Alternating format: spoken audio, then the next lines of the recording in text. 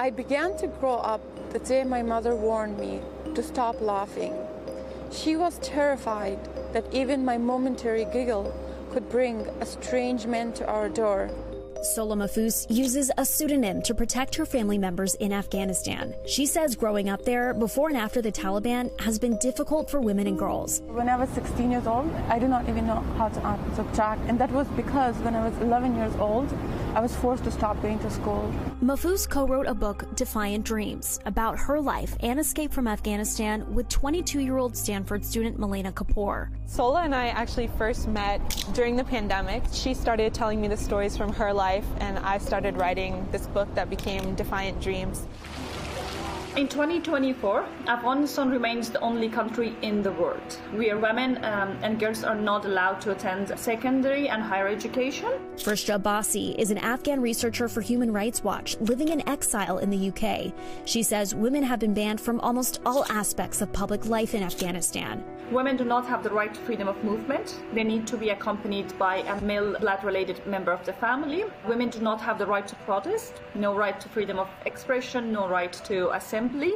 Today, Sola Mahfouz is a quantum computer researcher at Tufts University, but at the age of 11, before the Taliban officially regained power of the country, the societal pressures in Afghanistan changed Mahfouz's life forever. A group of men, they came to our door and threatened my father that if he continued to going to school, like they will throw acid on our face or even kidnap. So that's when we stopped going to school.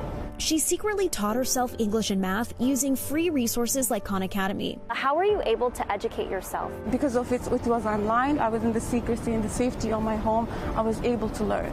Then Mahfouz made one of the most terrifying journeys of her life. She smuggled herself out of Afghanistan to take the SAT in 2015. She crossed one of the most dangerous borders in the world into Pakistan, a border where people are regularly beaten with electric cables, where you have to take multiple vehicles to get across, where men and women have to cross separately. But what I had to focus was okay, I'm doing the test.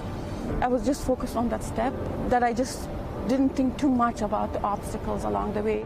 She scored so well on the test that she got a scholarship to study in the U.S. in 2016. Mahfouz and Kapoor are now brainstorming ideas with Khan Academy to develop digital resources that are culturally tailored to Afghan girls.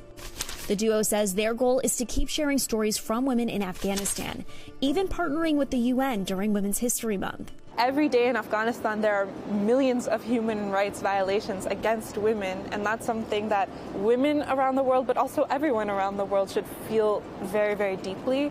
And so our mission is to bring these stories through our work with the UN, through our work with schools and building curriculum to as many people as we can.